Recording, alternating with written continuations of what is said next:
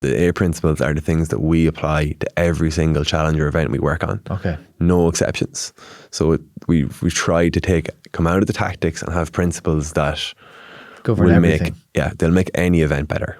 Okay, so let's talk about the first one. So the first one is go where people already are. So find out where they spend their spare time, appear there, fit in, give them an action they can take without leaving scrolling mode. Very interesting. So if you build it, they won't come. Right? So this is the opposite of... the field of dreams. It's the opposite the of... field of nightmares. You've been there. Like, if you build it on your website and you put a lot of effort into it, they probably won't come, you know? Yeah. It's like, you have to start where they are. What are they doing? You know, who are your audience? They're younger men. Where are they spending their time? How can we go there and fit in and appeal to them in a way that fits the behavior they're already in? So let's say they're on YouTube, right? Yep. Just for example, you need to appear on YouTube in a way that looks like and is at home on YouTube, and that they can consume in whatever amount of time they have to consume videos on YouTube. So whether it's shorts or longs or whatever. That's what I like about that there. It's talking about without leaving scrolling mode, which I think is very important. So imagine the person on YouTube and they're looking through things that interest them, and the ad that pops up has to be within the context of that. It can't be scrolling through interesting things, boom, an ad. Oh, this ad, you know, it has to somehow fit within what's happening there. Yeah, because the ad is a pattern change. You know, it changes out of what they're doing. It breaks their experience. They didn't go there for the ads.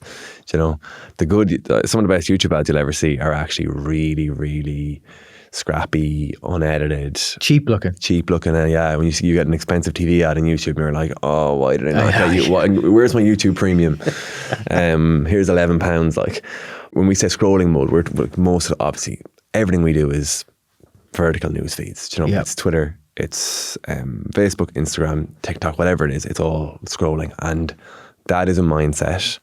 If you try to insert 300 words of complex information, you will break they're going there for a break. They're going there for a little bit of a flick around, see what's happening. Entertained or informed, or not be working, or whatever it is. Yeah, and you must fit into that. You must, whatever your message is, it must fit into that. Which is revolutionary in a way, because most charity advertisement is not like that. Most charity advertisement is actually an intrusion in terms of what they're showing you, in terms of what they're saying, in terms of how complex it is. Yeah.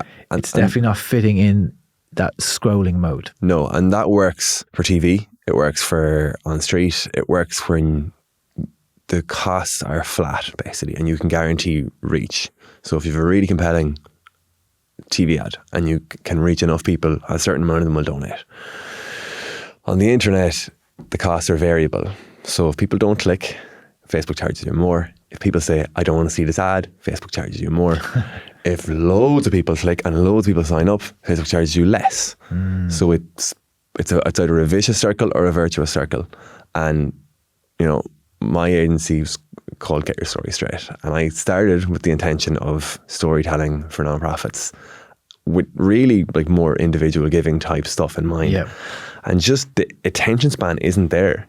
And that's part of the reason we end up doing challenges and events, because it's something we can explain quickly. But I like what you're saying there about the individual platforms as well, incentivizing content, not expensive content necessarily, but content that fits in with what the person wants to experience themselves on the platform. Yeah, because they're smart and they know we need to keep people on the platform, and that's number one. Yeah. Advertising is second, keeping them on the platform. And that's very clear from some of the results in the Facebook ads at the moment, actually. They want to keep people on the platform, and they don't want to break the scrolling experience. They want them to scroll and scroll and scroll and scroll and scroll, and you need to be a part of that. Yeah, so for the charity to be a success, it has to recognize that the objective of the platform it's on is to keep people on it and to keep people scrolling, and then work within that. Yeah. Not just take the ad that used to work on television and then just stick it on YouTube. Yeah. If you take that principle out, everything else falls. So if you don't get that right, forget about it. Okay, so that's the first one. Second one, tapping into existing motivations. So seek people who actually want what we have to offer, those who already care. The emotion is there, bring it out, and convert it to action. Yeah, so I wish that we were good enough to create the motivation to want to, do a running challenge for a hospital. Yeah. I wish we were good enough to do that. The sad reality is, and maybe it's specific to the scrolling mode, but the sad reality is it's tapping into a motivation that's already there and then just taking that, bringing it out and converting it as quickly as you can. So let's be cynical for a second, right? Let's assume that 1,000 people who care about charities are sitting on their couches thinking, I didn't go for a run again this week. I'm putting on a bit of weight. I really should be going for runs more. When I run, I feel good. I like myself and my whole week is better. And they see run 100 miles for Women's Aid in their newsfeed. Like, it's the people who already have it on their mind who go, yes. And you can reach so many people. There's always someone who's in that mode of, I want to be doing more. Yeah. Fitness is a huge part of the reason that it works. And they must both have that motivation and have the motivation to be a good person and do something every few years for charity. So I'm not just living a totally selfish life. And that makes a lot of sense. And I give you two examples. One is the one we talked about earlier, where you have the dog walker who wants to walk and the dog walker who wants to help dogs just help other dogs. There's the motivation. You just bring the two of them together. Yeah. And the dog walkers are already feeling guilty about not walking their dog enough. So part of the reason they sign up, they can. That's the excuse. It's permission to go and do it. Yeah, and it's tying my social group in, saying I'm going to walk my dog every day next month. Yeah, and then if I don't do that, and you've given me money, I'm a bad person. And it's the same with any change of habit. It's the same with any kind of pattern of behavior we want to encourage in ourselves. That accountability can be the last little thing that makes us do it. So we had an event on Tuesday night, big event, culmination of 5 weeks of work. People learned to be breathwork teachers. And at the end of it, graduation done, one of the women there took out her jumping rope and was skipping. And they were like, what are you doing? And it's like, she was doing the skipping challenge for Laura Lynn. Yeah. And I thought to myself, that is unbelievable, because it was the accountability that she had to do it that day, even though she had been at this event all day. But also it was amazing to see people's reaction to it. If the person had just been skipping and saying, I'm just skipping because I have to get fit, people might be like, oh, grand. But the fact that she was doing it for something, people were like, oh, where do we sign? Yeah, where can we sponsor you? And I just thought to myself, isn't it? Because it taps into the motivation. She's a fitness person. She wanted to do it. But she was so motivated that this was like 8:30, 9 o'clock at night, and she was doing it just to get those 100 skips or whatever it was in. So she'd been at work. She'd come and done your course in the evening time, and she was like, I have to do these skips before I go home or I won't do them. Because I'm doing it for the charity, that accountability part of it. Yeah, accountability is huge. And it was so interesting to see other people's reactions to her doing it. They were so encouraging, because she was a bit uncomfortable at the beginning, saying, oh, you probably think I'm mad. And then she said, that was for Laura Lynn, and that just changed the whole experience. So that's tapping into the existing motivations. So interesting. So next principle, explain what and when in 2 seconds. Be succinct and obvious. I love that word.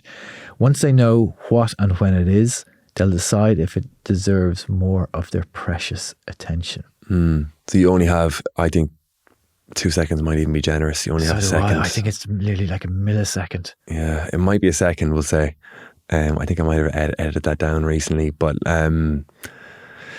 that's all you have. And if you can't explain what it is and when it is, forget about it. There are so many examples of this. We, as an agency, it's difficult because you're pitching these concepts that are unimpressive, simple, obvious, and people are kind of expecting you to come with something a bit clever and at the start, fancy, shiny thing. Yep. And people were like, "There's 50 miles in April. Walk 50 miles in April. No way. Well, that's it. Like, that's your concept." We're like, yeah, but we just made 400 grand doing this. So the only thing that got it across the line was the money, and now it's kind of accepted that works. But at the start, I think I had other ideas that involved puns, or it was like swim to Scotland. It was like the equivalent of swim to Scotland. And then I just realised that no, the results were clear. This doesn't work.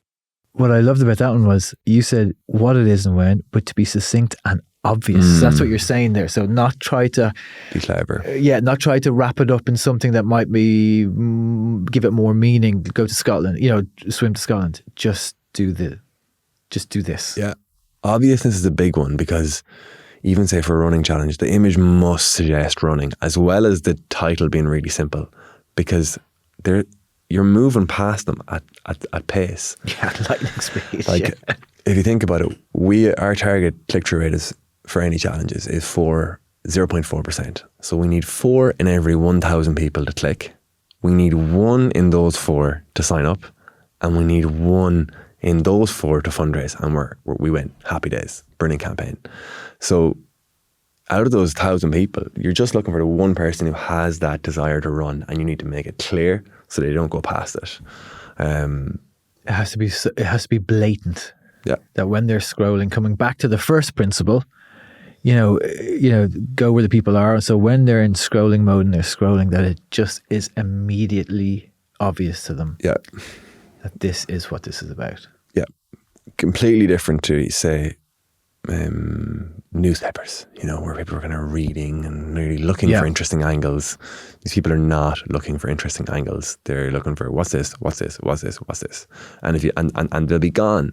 If it's longer, they'll be gone before they understand it. Yeah, as we said all those years ago, it's slipping into their mind without any question, any confusion. Yeah, straight in. And it's also, I think, what you said there about letting go of the older ways of how we did things, say, for TV or newspapers. When a newspaper editor was the person you were trying to impress, so you might have had a punny, clever name to get your photo call in the paper. Yes. That type of thinking, which was valid at the time. Yeah. But this is, the internet has changed so unbelievably quickly and continues to change all the time. And it's only getting shorter. What do they talk about on YouTube, like the first 3 seconds? What's the phrase they use? Is it smash and grab?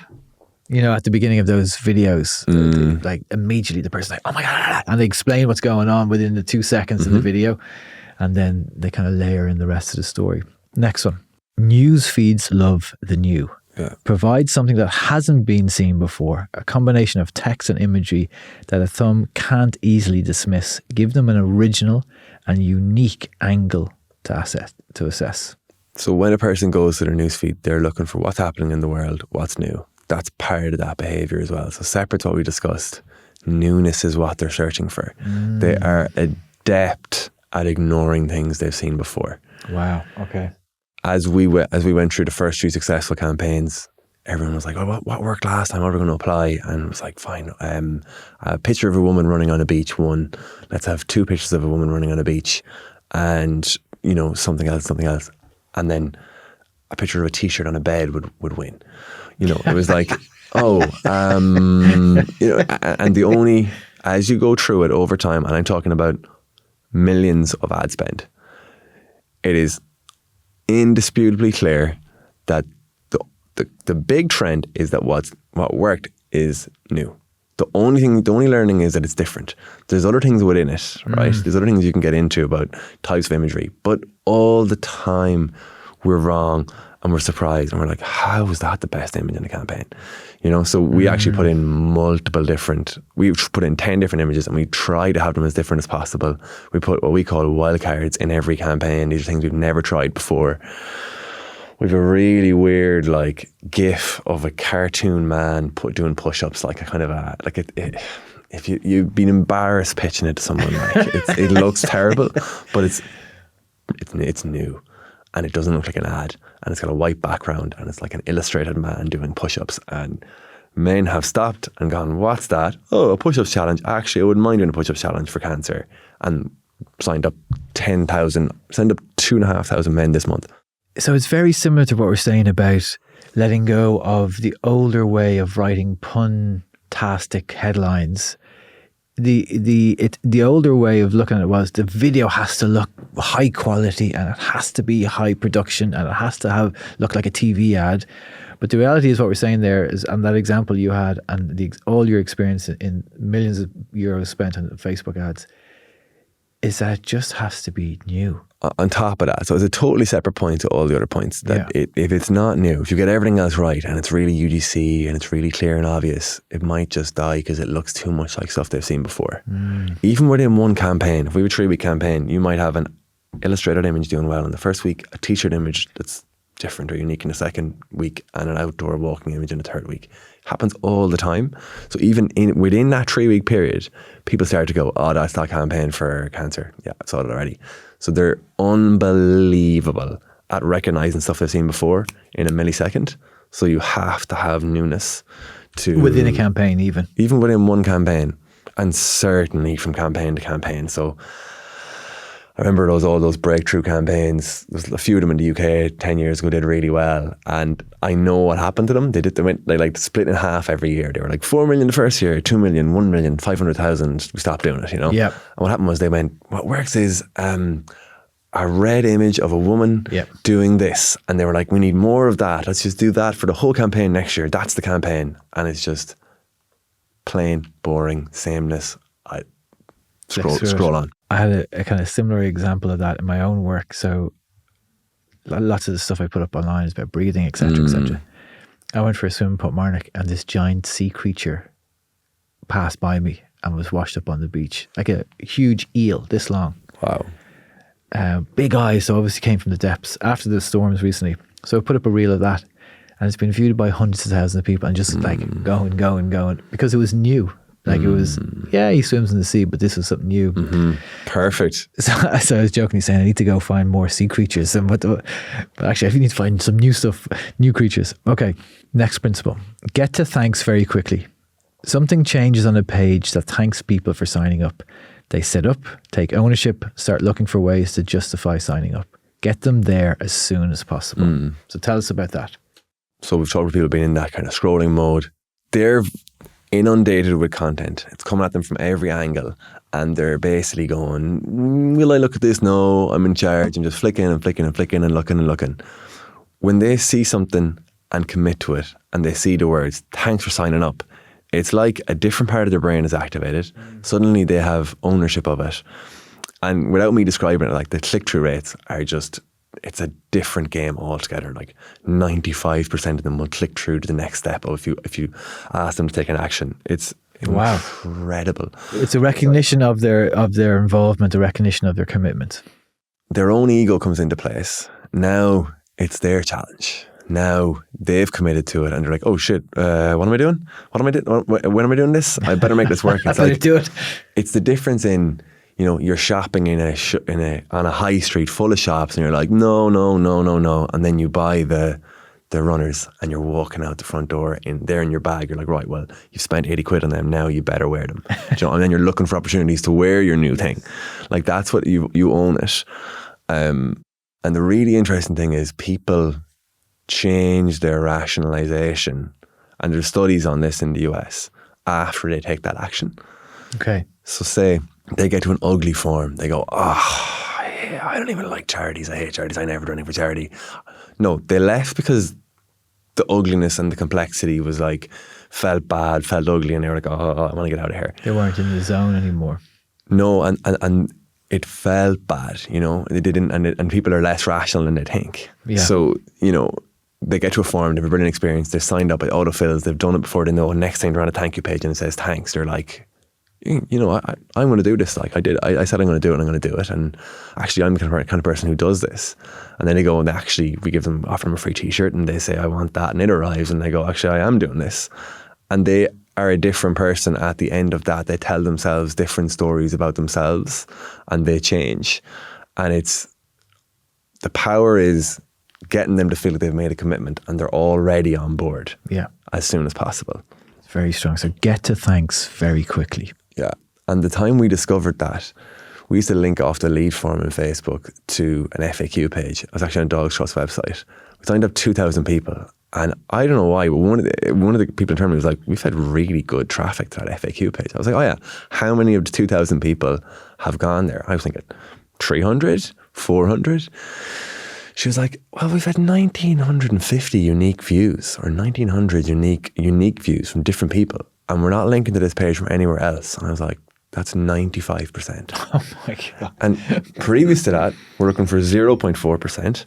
Then hopefully, fingers crossed, 25% actually complete the form.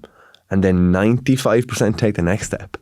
So that's one of the big user experience learnings that's driving what we're doing. That's huge. And of course, when they take that next step, as you said, it brings them further down into the process of engaging and committing to it and doing it. So brings us to our next one. Offer an incentive to commit now. The 10 minutes after they sign up are pivotal. You have their attention. You must get them to set up a fundraiser. The best way is to offer them something for free.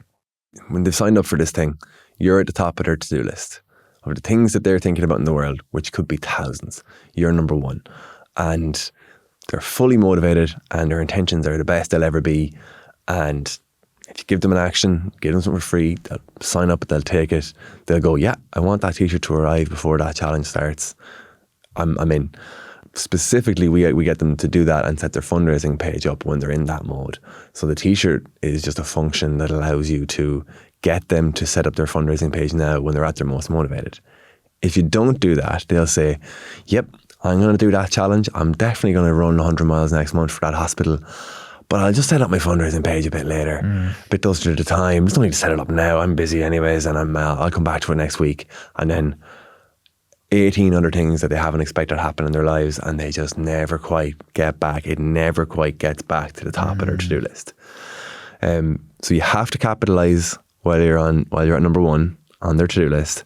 And the way we learned that this is definitely how it works is whenever a link has broken, so say the link to register for your t-shirt was broken, it might have been 500 people or 1,000 people had already come through before we realised there was a problem or something like that. We've emailed them and said, actually, you've signed up in the last 3 days. There was a problem with the link. Here's the fixed link. Sign up now. Nothing. So you can't get them back. So you fell in terms of priority at the moment of the going through the process. You were number one. And then it's like, oh yeah, I'll click on that later, or I'll do that later. Yep. And if you don't get them then, you can't get them back. The income is gone. You've missed the boat. Our agency, there's certainly nothing we can do to help you get them back. So we're saying here to give them something free. So that could be a t-shirt or something like that. Yeah. It could also be, or it could be just get them to take action. Even the free makes them prioritize it now. So if you say, but in this particular discipline, there's an event, the challenge starts in 2 weeks. You want to have your t-shirt or your running top before the challenge starts. So you're hoping it'll arrive in the post and you have it for the challenge. And that's why you prioritize it now. Yeah. Okay. So there has to be a very concrete reason why it's now. Yeah. It's why people will say, if you sign up today, we'll give you a 10% discount. Yeah. Because if you say I'll do it next week, you probably never will. Connect participants to each other. We are lonelier than we realize. People don't sign up to engage with like-minded people, but they enjoy it when it happens. So be thoughtful and start uplifting, supportive conversations. So very few normal people are walking around going, you know what I need? I need a few more people to interact with online. That's what I need. That's what I'm missing. They feel something. The loneliness stats back this up. They're incredible. They're just much higher in the modern world than they were 15 years ago. We probably think we're getting more of it than we are when we're scrolling online.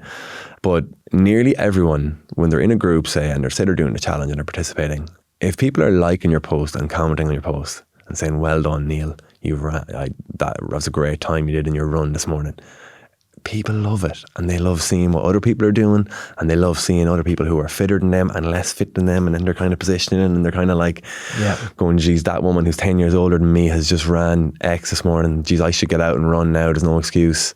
Whatever it is about that whole relationship, it activates something in their brain that they're missing. And normal people don't realise that.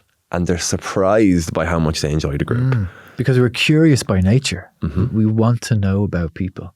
And this is a great way of kind of doing it in a supportive way. Yeah, maybe even it goes further than that. Maybe we don't have enough social connections for what our brains expect from an evolutionary standpoint. That's what I think. So how do you do that then? So what examples can you give us from your campaigns? The advice is connect the participants to each other, right? So Facebook groups are the most obvious proven example. Put them in a group. They're all doing the same thing at the same time. That makes them a community. It's a temporary community. It's an online temporary community. It's not an actual world life community, but it works because they're all on the same page for a time period. Yeah. You could recreate that anywhere that they can interact with each other. On a smaller scale, a WhatsApp group for a short time period would work brilliantly. There's other apps we're looking at to try and do the same thing. But it just means they can share their experiences, they can comment, they can like, they can have a discussion. Traditionally, what you would do is you communicate with your person. So your community team or your events team rings you or goes on the track. This just allows them to connect to each other. It actually is, once you set up the discussion, it works in your favor. They do the work. They talk to each other and they like it. As I said, the tricky part is they don't know they want it until they have it. Yeah, that's fascinating now. And what I liked about that is you said there, this is a temporary online community. So that kind of gives permission to people to get really involved in it, because it's not saying, look, this is a permanent, real community. These are the people you're going to spend your life with, these people. And that's kind of, that gives us permission to enjoy it for what it is.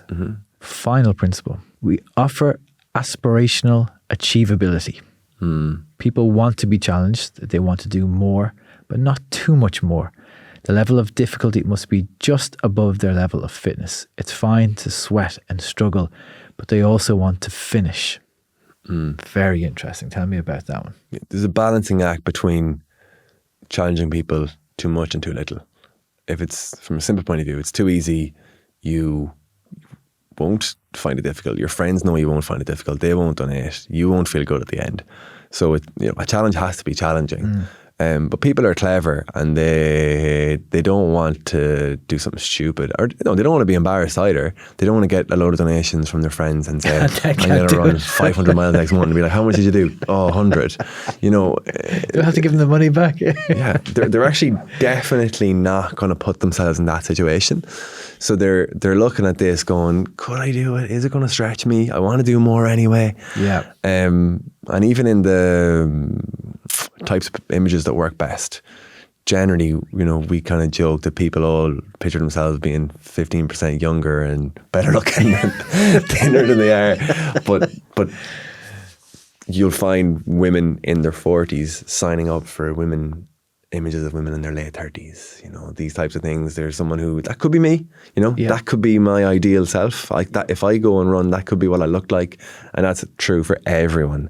Women, men, old, young, everyone. So that's where the aspirational part comes in as well. So it's inspiring the person so they can inspiring them so they can aspire then to do whatever it is, or to be whoever they want to be. Absolutely. And challenges are, there's people underestimate how different levels of fitness are in society. Like walk a mile a day is a huge challenge for many people. Walk a kilometre a day is a different challenge than walk a mile a day, and the audience are less confident, older and less fit. Okay. Even at that level, but that's still a 60% difference. Yeah. So there's different audiences for all these events. You need to kind of reflect that in the language you use, the imagery you use. So they're the 8 principles. Now, I just wanted to give you a chance to kind of wrap them up, but by doing so, also tell us why it's important that all 8 are involved. All 8 will improve what you're doing. You want to do the best you can, so improve it as much as you can. I think what's more important is having things which you sort of take out of the detail of say, how many people signed up today? How many t-shirts did we send out yesterday? And you have things which over time you can stand over and say, if we apply this, the campaign will raise more money. So actually it's really the benefit of having principles that I'd highlight there. Yeah. Our team find it hugely valuable to have 8 principles, because when you're kind of lost, you're like, well, what do we do? No, we know, connect principles. We know this works for human beings who want to do stuff for charity. And to go back to the discussion about, taking risks and innovating, these are things we've learned over time. They're hard-earned principles that we've mostly learned by doing things the right way and the wrong way, and going, oh, no, people love this. If you take out this aspect, it just works worse. And it's difficult to account for those, and difficult to put a value on those in your annual report. But I guarantee those 8 principles will improve any events or challenge fundraising program in the world immediately.